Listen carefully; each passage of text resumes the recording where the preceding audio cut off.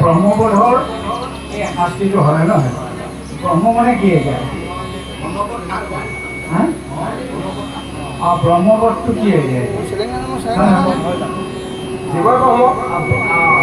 আচলতে ব্ৰহ্মটো মৃত্যুৰ নাই জন্মৰ নাই হয় জীৱ ব্ৰহ্ম এইটো মানে পৰম ব্ৰহ্ম হৈছে ভগৱন্ত হয় নহয় হয় আমি ব্ৰহ্ম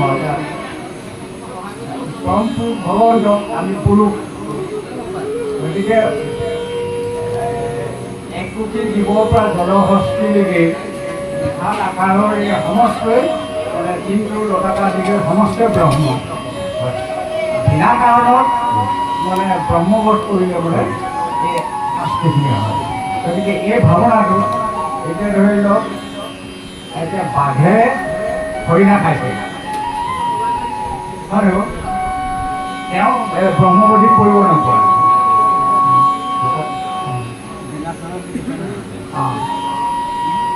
তাৰমানে আচলতে কথাটো আমি অকণমান বহলকৈ ভেদ কৰি আমাৰ ভগৱন্তই ব্ৰহ্মবোধ পাপ পুণ্য সত্য অসত্য নিৰ্ণয় কৰিবৰ কাৰণে অকল মনুষ্যকে এই ভাৱনাখিনি দিছে ইতৰ প্ৰাণীক কাকো নাই দিয়া গছ গছনি ইতৰ প্ৰাণী এই ভোগ সত্য অসত্য এই অনুভৱ কৰিব পৰাকৈ নিচিনা ধৰণৰ মগজৰ ভিতৰত জ্ঞান দিয়া নাই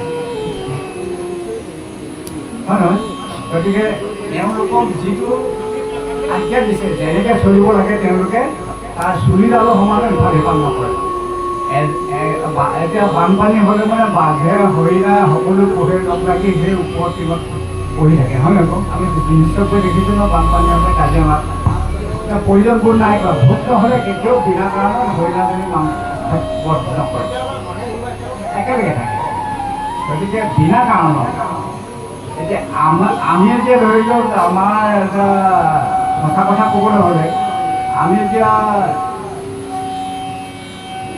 জীৱ হত্যা কৰিবৰ কাৰণে আপুনি হেৰি কওক এটা বহিছে ন আপুনি সেই অজান মনে আমাৰ পশু পক্ষী এইসকলক আমি আশ্ৰয় দান কৰি আমাৰ প্ৰয়োজন নোহোৱাকৈও আমি হত্যা কৰিছোঁ সেইটো কিমান হ'ব পিছত সেইটো কন্যা দিবগৈ গতিকে সেই হাঁহ পাৰৰ পৰা ছাগলীলৈকে সমস্ত মানে ব্ৰহ্ম হয় নহয় মানে দুবৰি বনডালো ব্ৰহ্ম কিন্তু দুবৰি বনডাল যদি তাত প্ৰাণ নাথাকিলেহেঁতেন সি বিকাশ হ'ব নাপালেহেঁতেন হয় নহয় গছজোপা আজি পুলিজোপা অংকুৰিত হৈছে কাইলৈ ডাঙৰ হৈছে বিশাল এটা আকাৰ লৈছেগৈ গতিকে গছৰ আকাৰটো বিকাশ হয় জন্তুৰ আকাৰটো দেহটো বিকাশ হয় গছ গছনি তেনেকৈ বিকাশ হয় জীৱ জন্তুৰ তেনেকৈ দেহটো বিকাশ হয় মানুহো তেনেকৈ মানে বিকাশ হয় শৈশৱ আছিলোঁ যৌৱন হ'লোঁ ডেকা হ'লোঁ বুঢ়া হ'লোঁ হয় নহয় আমি বিকাশ হৈ গৈ আহি কোনো পৰ্যায় পাইছোঁহি ইতৰ প্ৰাণীৰ কিন্তু আমাৰ মগজু বিকাশ নহয় ইতৰ প্ৰাণীৰ তাৰ ভাল বেয়া নিৰ্ণয় কৰিবলৈ তেওঁলোকৰ এটা মগজ নাই গতিকে সেইকাৰণে তেওঁলোকে সিংহই মানে পশু খালেও তেওঁলোকৰ সেইটো ভগৱন্তই সেইটো দুখী উপস্থিত নকৰে সেইটো মানে সেইটো দিয়াই নাই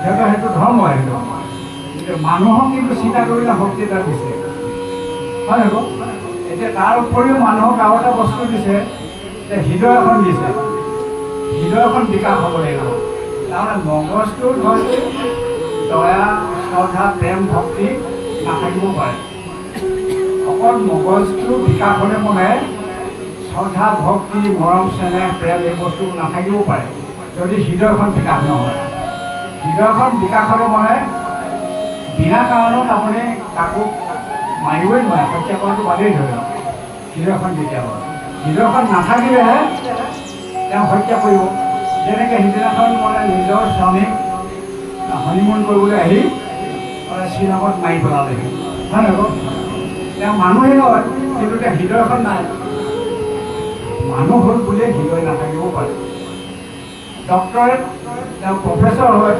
কিন্তু পিতৃ মাতৃ বৃদ্ধপাত পিতৃ মাতৃৰ শ্ৰদ্ধা স্নেহ কিন্তু পাহৰি গ'ল তাৰমানে নাই হৃদয় নাই কাৰণে তেওঁ মানে বৃদ্ধাশ্ৰমত চলিছে হৃদয়খন নাই হৃদয়খন হৈছে মানে আমাৰ বিকাশ কৰে সেই হৃদয়খন বিকাশ হ'বলৈ হ'লে মাতৃ গৰ্ভত থাকোঁতেই এটা পৰিৱেশ পাব লাগিব।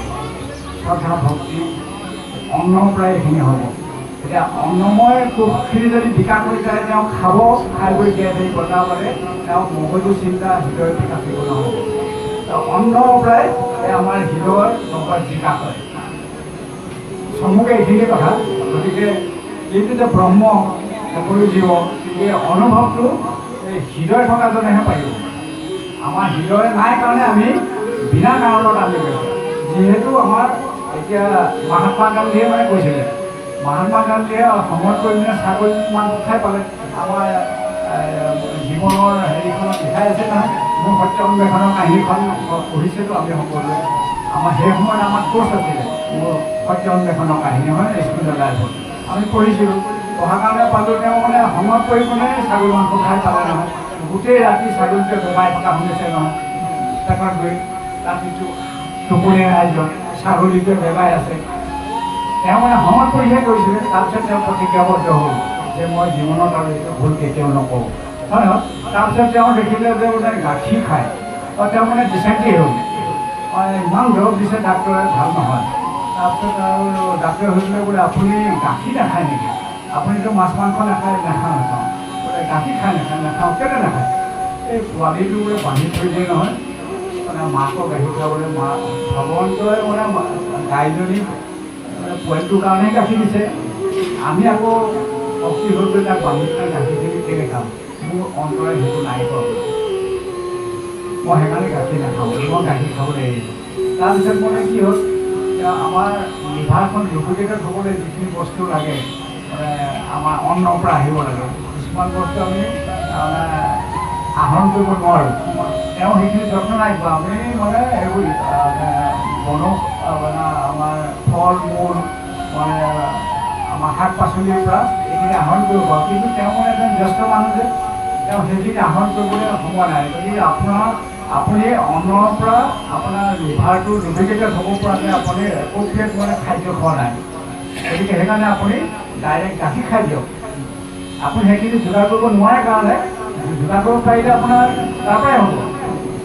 ডাইৰেক্ট গাখীৰ নাখালেও হ'ব, আমাৰ শাক পাচলিৰ পৰাই এইবোৰ হ'ব। যিহেতু আপুনি সেইখিনি সংগ্ৰহ কৰিবলৈ সময় নাই, গতিকে আপুনি ডাইৰেক্ট গাখীৰ খাব লাগিব। নহ'লে আপোনাৰ লিভাৰ ডুপ্লিকেটেড নহ'ব, হজম নহ'ব, ডিচেণ্ট্ৰিটো ভাল নহ'ব। সেইকাৰণে খাইছে, সেইকাৰণে গাখীৰকণ খাইছে। এতিয়া আপুনি প্ৰয়োজন নহ'লে গাখীৰো খাব নালাগে। আমাৰ হোমিঅ'পেথিক কৈছে, হোমিঅ'পেথিক শাস্ত্ৰত কৈছে যদি গাখীৰটো মানুহৰ শৰীৰৰ কাৰণে প্ৰয়োজনীয় হয়, তেতিয়াহ'লে অকল আমাৰ বিকাশ হোৱা সেই সময়ৰ কাৰণে সকলো সময়ৰ কাৰণে দিলে। যেতিয়ালৈকে আনৰ পৰা আহাৰ গ্ৰহণ কৰিব নোৱাৰে তেতিয়ালৈকে সেই গাখীৰখন খাব লাগে। মহাত্মা গান্ধীৰ অনুভৱটো সেইটো হৈছিলে। তাৰমানে হৃদয়খন কিমান কোমল হৈ গৈছিলে মহাত্মা গান্ধী, সেই কথাটোলৈ মই ক'বলৈ গৈছোঁ। গতিকে হৃদয় এজন ডক্টৰ হ'লেও নহ'ব, প্ৰফেচৰ হ'লেও নহ'ব। হৃদয়টো বিকাশ হ'বলৈ এটা মাতৃগৰ্ভতে সেইটো হ'ব লাগিব, সেইটো পৰিৱেশ এটা পাব লাগিব। অকল ডাক্তৰে দিলেই নহ'ব, হয় নহয়। এতিয়া আমাৰ শাস্ত্ৰৰ পৰা আধ্যাত্মিক চিন্তা চৰ্চা কৰাৰ মাধ্যমেৰে আমি হৃদয়খন বিকাশ হয়। আপোনাৰ সৈতে নিশ্চয় ধৰিছে আমাৰ উচ্চ বৰ্ণ কথা আমি নক'লে নহয়, ক'বই লাগিব। গুণবোৰ আমাৰ ব্ৰাহ্মণ্য সমাজ যিবোৰ দুখা মানুহে বোলো ব্ৰাহ্মণ্য সমাজৰ, তেওঁলোকৰ চিন্তাধাৰাবোৰ আমি চাওঁ, তেওঁলোকৰ অন্ন বিচাৰটো খুব ভাল। সেইকাৰণে ব্ৰাহ্মণ পৰিয়ালত জন্ম হোৱা এজন মানুহৰ আমাৰ আহোম চুতীয়া মানুহখিনিৰ নিচিনাকৈ সিহঁতি উগ্ৰ নহয়। তেওঁলোকৰ খাদ্য প্ৰক্ৰিয়াটো তাৰমানে ভাল, শান্ত। তেওঁলোকে আশ্ৰয় মাৰিলে সিহঁতি ঘূৰাই মাৰিবলৈ চেষ্টা নকৰে।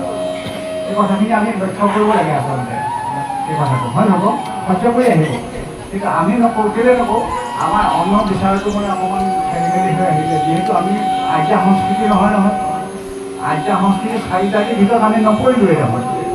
ব্ৰাহ্মণ ক্ষেত্ৰীয় বৈশ্য শূদ্ৰ মনত নপৰিলোঁ নহয়, আমি চাৰিজাতি বাহিৰতহে পৰিলোঁ। যিখিনিক আৰ্য সংস্কৃতিয়ে আমাক ৰাক্ষস কৰে, অসুৰ কৰে, হয় নহয়। নৰকাসুৰ, আমাৰ বানাসুৰ, তাৰকা ৰাক্ষস, এইবোৰ অসমৰ নহয় জানো। গতিকে চাৰি জাতি বাহিৰ, আমি অন্তৰ্জাতি মানুহ, আমি সংস্কাৰী নহয়। আৰ্যসকল সংস্কাৰী, তাৰমানে জ্ঞানত আশ্চৰ্য। সেইকাৰণে শাস্ত্ৰৰ পৰা তেওঁলোকে জানে। সেইকাৰণে আগতে ঘোষণ কৰিবৰ কাৰণে গ্ৰামৰ সমাজৰ আমাৰ মগজটো যাতে বিকাশ নহওক সেইকাৰণে তেওঁলোকে তেনেকুৱা খাদ্যবোৰ খাবলৈ দিয়ে। বিকাশ হ'লে মানে তেওঁলোকৰ মগজটো যদি বিকাশ হয়, হৃদয়খন বিকাশ হয়, তেতিয়াহ'লে তেওঁলোকৰ ধৰ্ম পালন নকৰিব নহয়। সেইকাৰণে তাৰমানে আমাক শোষণ কৰে। ব্ৰিটিছে যেনেকৈ তাৰমানে শোষণ কৰিলে যে চাহ পানীৰ লগত যদি নিমখ দি দিয়া হয় তেতিয়া মগজটো চিন্তা শক্তিটো কমি যায়, মগজ নাইকিয়া হৈ যায়। নহ'লে দিনটো হাজিৰা কৰিবলৈ নাহিব নহয় তেওঁ মগজটো হ'লে হয় হ'ব।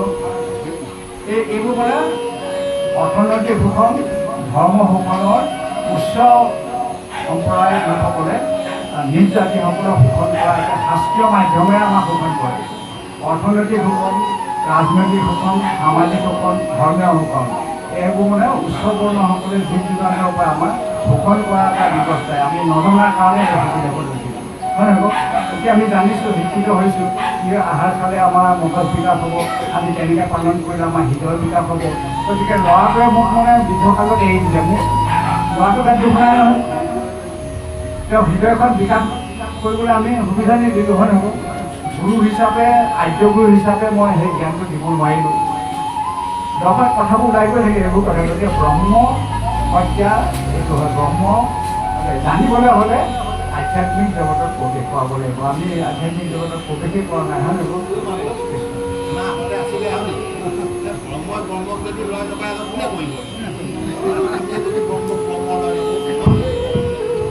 কৃষ্ণ কোটি হাজার বৎসর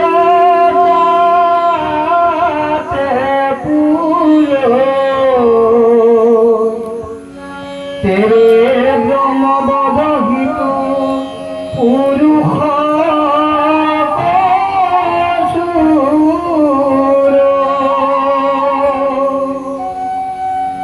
ভুঞ্জিয়া যাতরা যেবে পাতে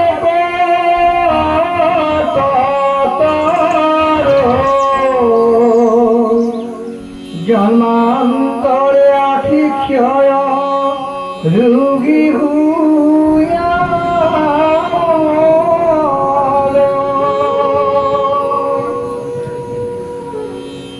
বিনা পদক জিতু নিজ ধর্ম সার যমদূতে ধরি তাক অহিত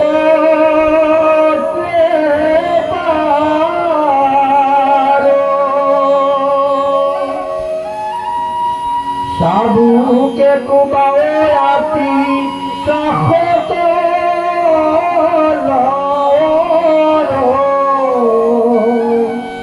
সরে অঙ্গ কি পত্রে মূর্ছা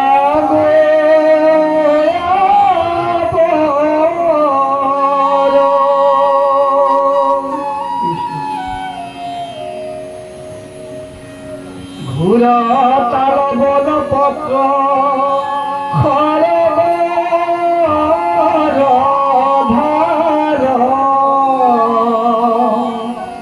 সধর্ম ত্যাগিক কাটি করব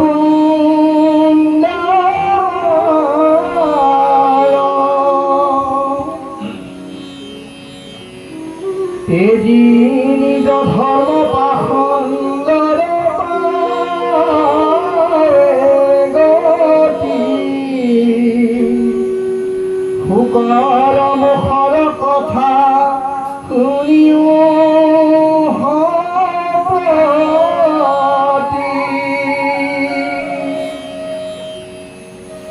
বিনা অপরাধে দণ্ডে জিতুরা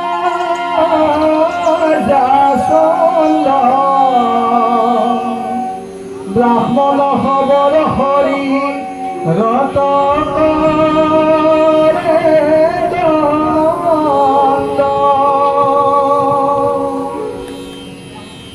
হুকর মুখত সেতি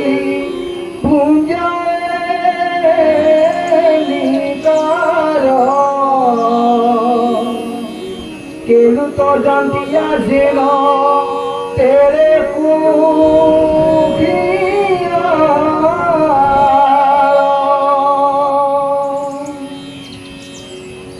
দাখম খমাখি ঝুক খুন্দু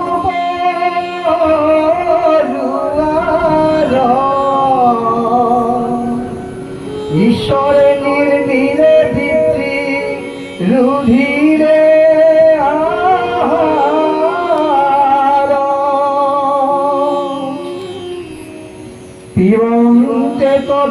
পিবন্তে তনুর তেজ তাকজি তুমারে পরে হিতু ধর অন্ধ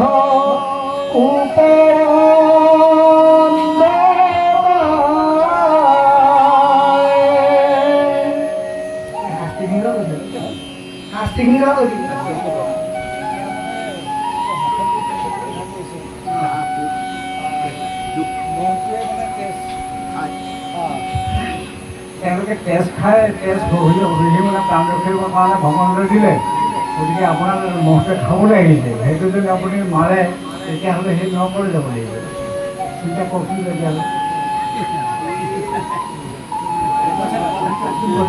এই দাস নখ মাখি যুগ বন্ধু পৰুৱাৰ ঈশ্বৰে নিৰ্মিল বৃত্তি ৰুধিৰে আহাৰ পিৱন্তে তনুৰ তেজ তাক যিটো মাৰে পৰে সিটো নৰ অন্ধ উপ অন্ধকাৰ সেইধৰণৰ সেই নকত কৰিব লাগিব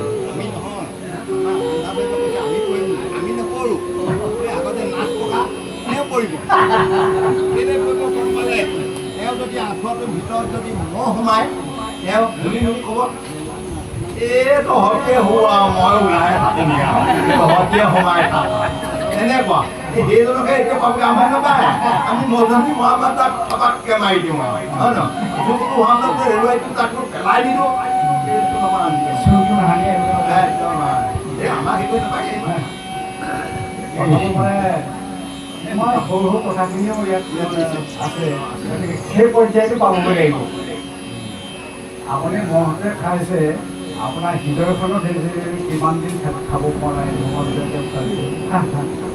কিমানটো কণো খাব সেইটো আমাৰ মানে হেৰি কি কয় আমাৰ কি ভকত আছিলে নাম কৰা নহয় আৰু এজন ভকত আছিলে আমাৰ হেৰি কি কয় বগী কি কয় এইটো নাজিয়া নহয় লক্ষী ভকত নমাতি সেইসকল ভকতৰ কথা আমি তেওঁলোকৰ সান্নিধ্য হৈছিলোঁ প্ৰহ্লাদৰ ৰিলেশ্যন হয় প্ৰহ্লাদ শইকীয়া সেইফালৰ পৰা মানে সেইফালৰ সৌজন্যত আমি বহুবাৰ তেখেতৰ লগত ভাগৱত ঘোষা এইবোৰ শুনিছোঁ তেতিয়া তেওঁ মানে এজনে ঘোষা পেক্ষা হৈ থাকিলে মহতা খালে তেনেকৈ মাৰিলে ধুতিখন ৰঙা হৈ গ'ল নহয় এই বৰ মহাবীৰটো দেখুৱাইছে তাৰ মহটো ঢাকা মাৰি মাৰি দেখুৱাইলে যিহেতু বীৰ দেখুৱাইছিল তেতিয়া তাৰমানে কৈছে যে মহটো খালে হয় তুমি নামাৰি দেখোন এনেকুৱা কৰি আহিলেও গ'লহেঁতেন তোমাৰ কাপোৰখনো লেতেৰা নহ'লহেঁতেন তাৰো প্ৰাণটো ৰক্ষা হ'লহেঁতেন গতিকে আমাৰ ভাগৱত শাস্ত্ৰে কৈছে যে মানে আমাৰ একাদশত কৈছে নহয় কোনটো দান শ্ৰেষ্ঠ দান কি হয় নহয় জীৱদানটোৱে হৈছে শ্ৰেষ্ঠ দান হয় নহয় কৈছে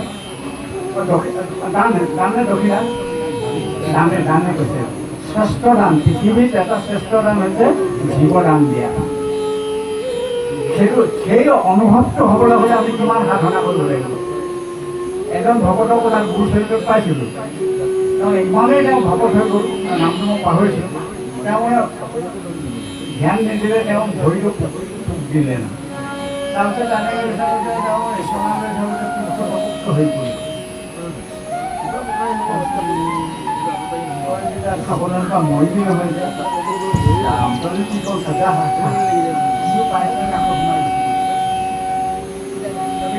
কেনেকুৱা মানে ভগৱানৰ ভকত সৃষ্টি কৰিছে যেনিবা এনেকৈ মহে কামুৰিলে চুকে খালে বা বিভিন্ন প্ৰজাতিৰ কুকুৰে কামুৰিলে যদি সেই দুখটো সেই মৌজনীৰ পৰা যদি এনকেফ্লাইটিছ হয় আঁতৰত আহি পঢ়িলে দুখ নাই বুলি কৈছে নহয় যদি মেলেৰিয়া মহে খালে যদি সেই দুখটোৰ পৰা যদি কেঞ্চাৰলৈ যায় এতিয়া আমাৰ কি হ'ব?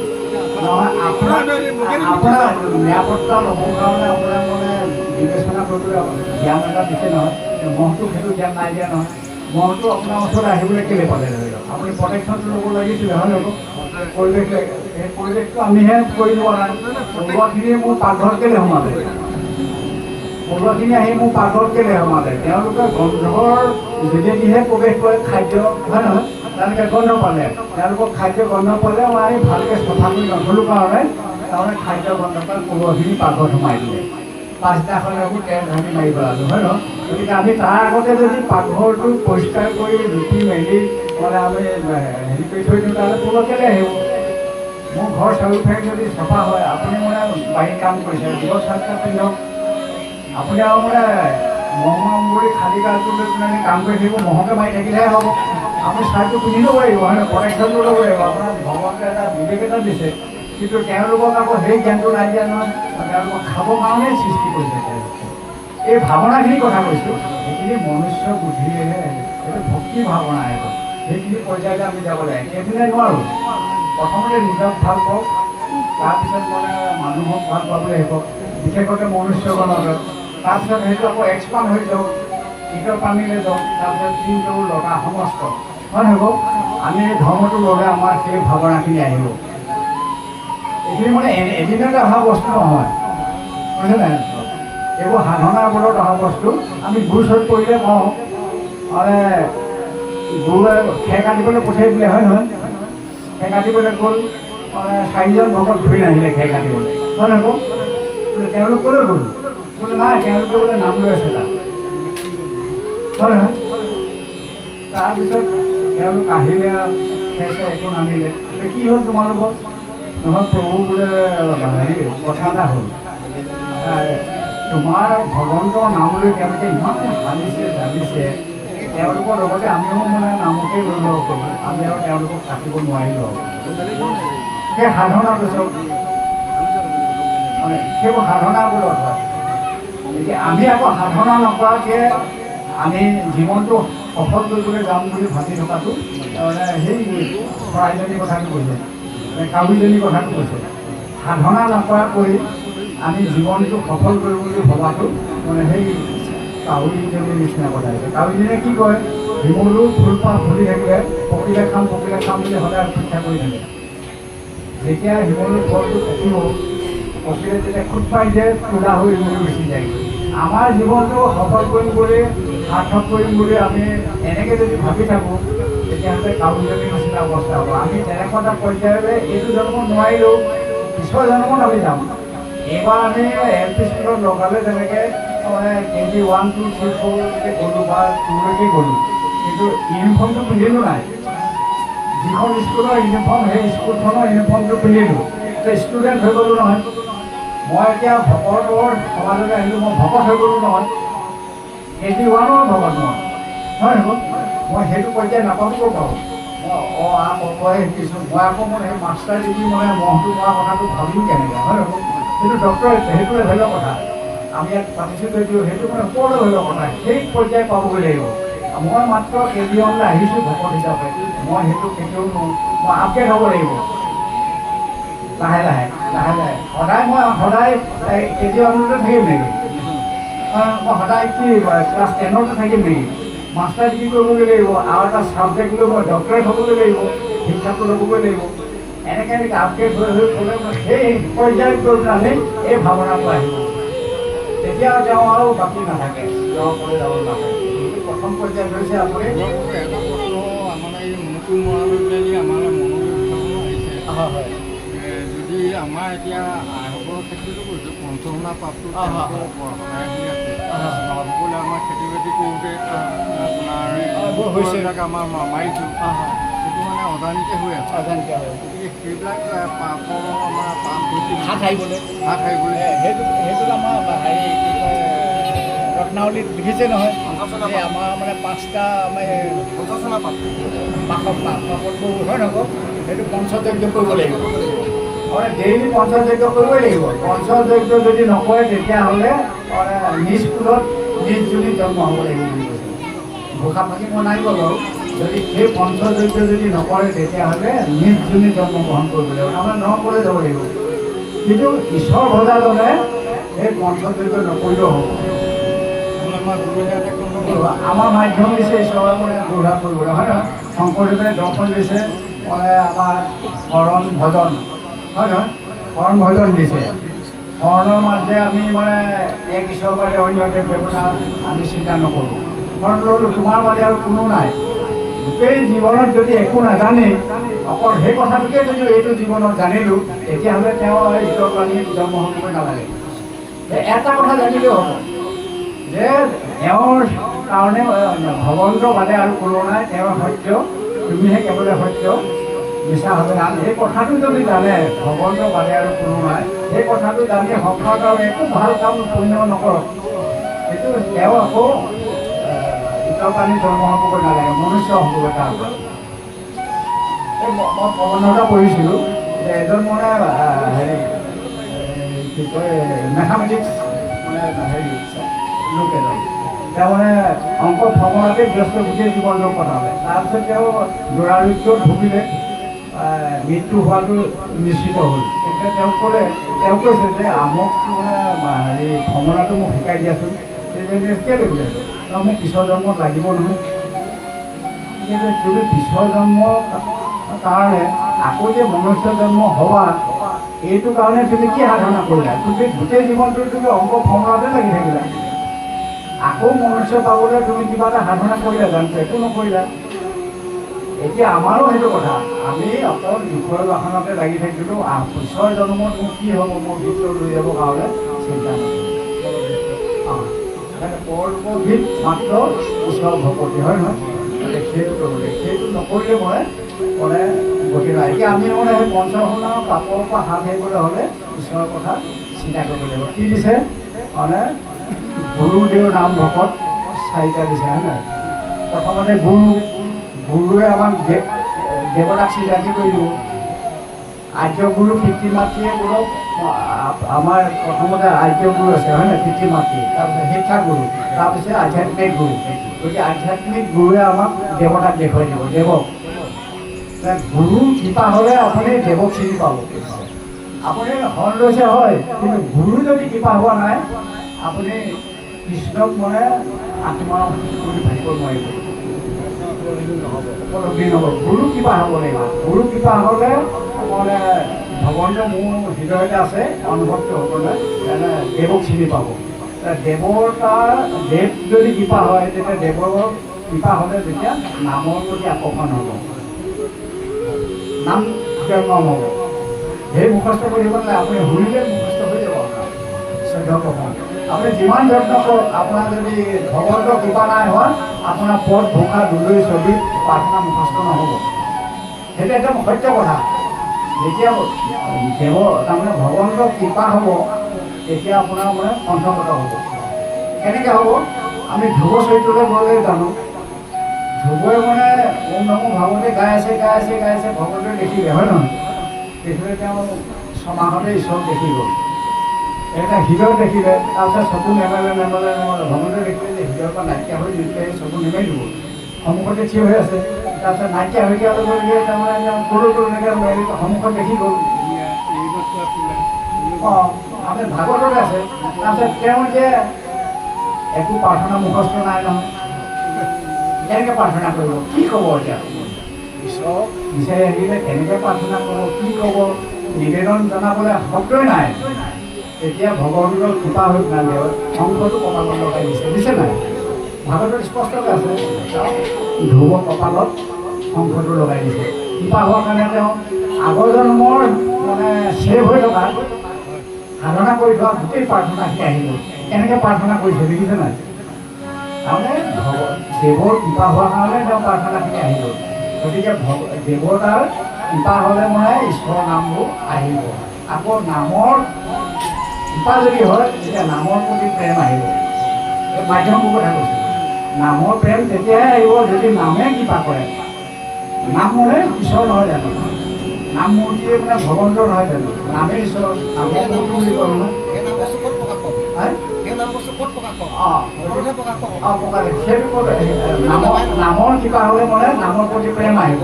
গতিকে নাম ল'বলৈ নামৰ প্ৰেমত পৰে ৰতি বাঢ়িব। হৰিৰ সেৱাতে কিছু নাহিকে প্ৰয়াস আপুনি ব্যৱহৃত হৈ হৃদয়তে হৰিৰ সেৱাতে কিছু নাহিকে প্ৰয়াস আপুনি ব্যৱহৃত হৈ হৃদয়তে পায়, হয় নহয়?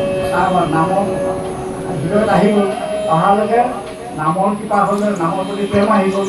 আপুনি ৰাতিপুৱা গধূলি সময় পালে বা যেতিয়াই আজৰি পায় তেতিয়া আপুনি কীৰ্তন গালে, ঘোষা গালে, প্ৰাৰ্থনা গালে, তাৰমানে নামৰ প্ৰতি প্ৰেম আহিলে। মই ইমান সময় বহুত তোমাৰ কথা চিন্তাই কৰা নাই, আকৌ প্ৰাৰ্থনা ভাবি মনত পেলালোঁ, হয় নহয়? আমি ভজনক পাইছোঁ নহয়, ৰাতিপুৱা গধূলি অকল গ'লেই নহ'ব, আপুনি মনত পৰিলে সময় পালেই ঈশ্বৰৰ নাম ল'ব লাগে। এতিয়া প্ৰেমটো আহিব লাগিব, ৰতিটো আহিব লাগিব। ৰতি মানে নিচা। আমাৰ মানে এলকহলিক এজনৰ যেতিয়া মানে নিচাটো নাইকিয়া হৈ যায়, তেওঁ আকৌ চাৰ্জ কৰিবলৈ বতাহ বৰষুণ দিবই যায় তেনেকৈ, তাৰমানে একো নামানে নহয়, যাবই তাৰমানে ৰিচাৰ্জ কৰিবলৈ। এই ৰতি হৈ গ'ল। আমাৰ মানে নামৰ প্ৰতি যদি বিৰতি হৈ যায় মানে সকলো সময়তে ঈশ্বৰৰ নাম কৰি আৰু নামৰ কৃপা হ'লে মানে ভকতৰ লগ পাব আৰু ভকতৰ কৃপা হ'লে ভকতিৰ বিকাশ হ'ব। আজি এতিয়া এই পৰিৱেশটো হ'ল, আমি ভকতিৰ বিকাশৰ মাধ্যম হৈছে ভকত সংগ্ৰহ মানে এই চাৰিটা মাধ্যমেৰে ঈশ্বৰৰ ওচৰলৈ যোৱা মাধ্যম, হয় নহয়? গুৰুদেৱৰ নাম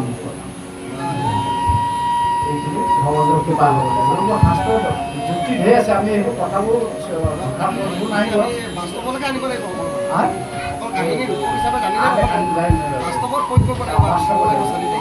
নামৰ প্ৰতি প্ৰেম কেনেকৈ আহিব, হয় নহয়?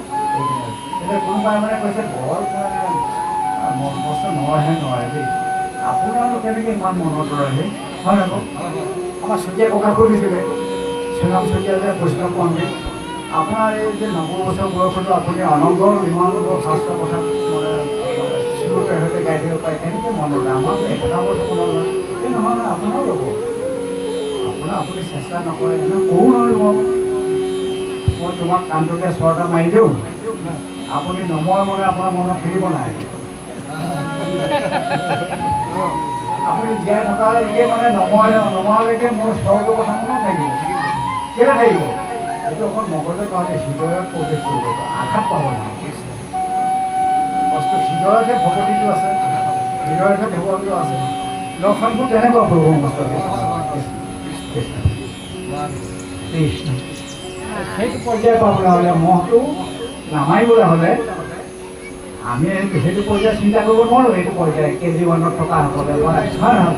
সেইটো মানে একেবাৰে নিগুণ ভগৱতী পৰ্যায়টো পাব লাগিব। যেনেকৈ আমাৰ মাছ ককাই আমাৰ চামাৰকাই ক'লে, তাৰমানে মহ সোমাই আছে, হয় নহয়? অঁ, তোমালোকে সোমাই থকা তেনে মই বাহিৰলৈ ওলাই যাওঁ, হয় নহয়? সেই পৰ্যায় সেইসকল ভকত লিখিতুল্য সেইসকল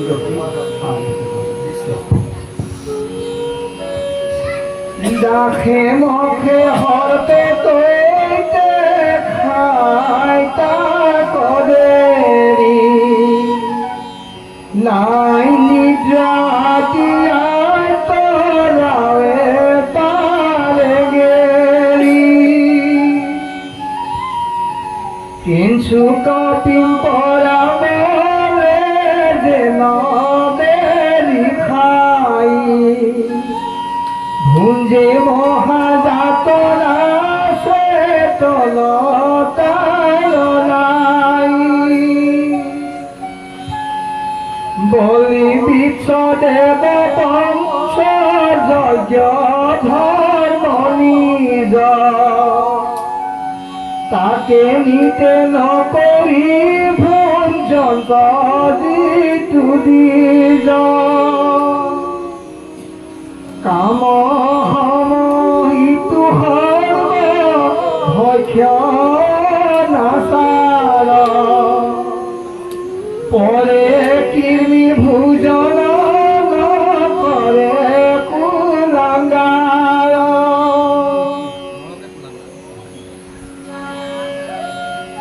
নৰকে কুলাংগাৰ ঘূৰ কৃমি কুণ্ড গোত লক্ষ্যে প্ৰহৰ ভুঞ্জে তাতে দুঃখত সহস্ৰ বছৰ কোটি কোটি পলুহৰ শৰীৰ কবে খাই পলু দিনে তাহাৰ আহাৰ আলো নাই ব্ৰাহ্মণৰ হুবন যিটো চুৰি কৰে বিনা পদত হামাৰ নৰধন হয় খণ্ডনখনৰকে যাব দূতে পেলায়ানি চিন্দে মাংস তপত ৰাখে টানি টানি অগন্যা গমন বাপদিজনে আচৰ যিটো স্ত্ৰীয় দৈমন তৰতি কৰ যিটো স্ত্ৰী অগম্য নৰকতি কৰ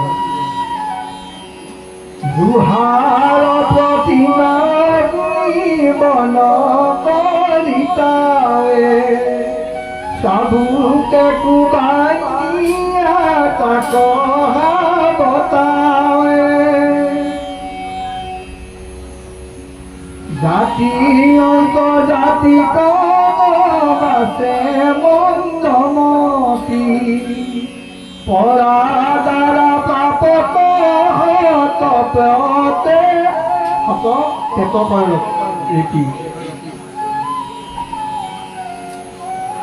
পৰমলম পত পাপি একোৱে নবাছে বান্ধে তাক ব্ৰজকুত হিমলি ৰগাছে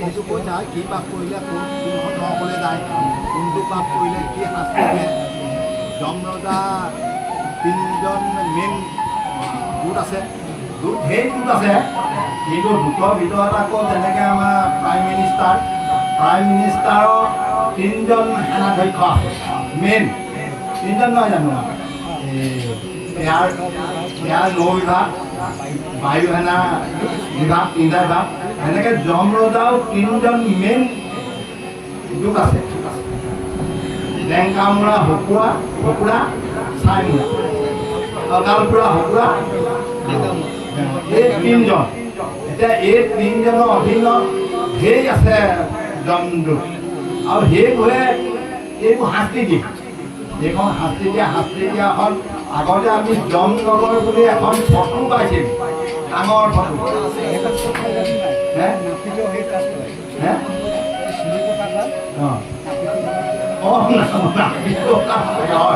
সেই ফটোখনত সেই যমনগৰখনৰ হাৰিবোৰ তাত ভাগকৈ দেখুওৱা আছে নহয় জানো এতিয়া সেই গৈ আমাৰ ভাগৱতৰ মতেহে নি দেখুৱাই থাকে কি কৰিলে কি হয় শাস্ত্ৰসন্মত হিচাপে সেইখন দেখুওৱা যায় বৰতে কাটিছে কিন্তু অজামিলক আকৌ এই তিনিজনে ডাইৰেক্ট নিবলৈ আহিছে তাৰমানে ডাঙৰ অপৰাধ সৰু অপৰাধী হ'লে ইটোৱে নিলে ডাঙৰ অপৰাধীৰ কাৰণে একদম পূৰা ডাঙৰ যমদূতকেইজন আহে এতিয়া আমাৰ এইটো কথা কৈছে এখানে কোনে কি কৰে কি নাই এইবোৰ এই একেদিনাই নোলাবগৈ 84 লক্ষ নৰক নহয় জানো গতিকে লাহে লাহে ওলাব বুলি ভাবিছোঁ কিন্তু জাতি অন্ত জাতি কলমতি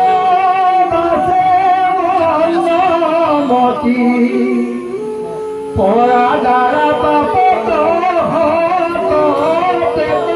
কৰে ৰীতি পৰমলম পত পাপি বাছে বান্ধে তাক ব্ৰজপুত হিমলি ৰগাছে গলত লগায়া তোল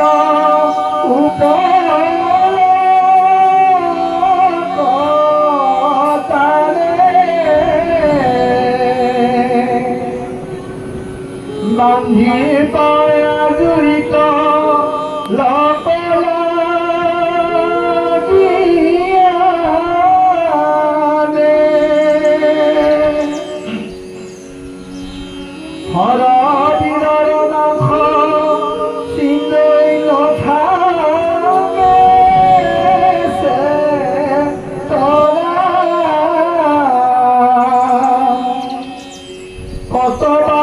কত বাবরি খপাপি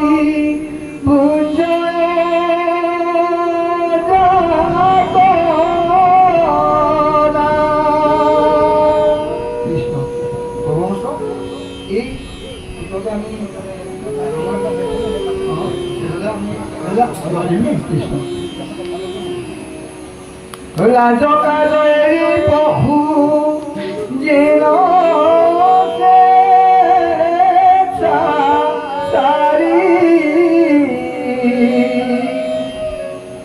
জিনতুনমতি দিজে হরে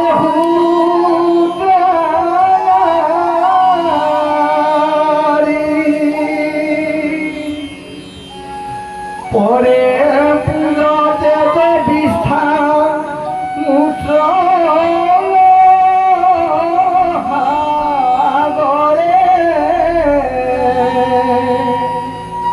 সহস্র বছর মানে তাকে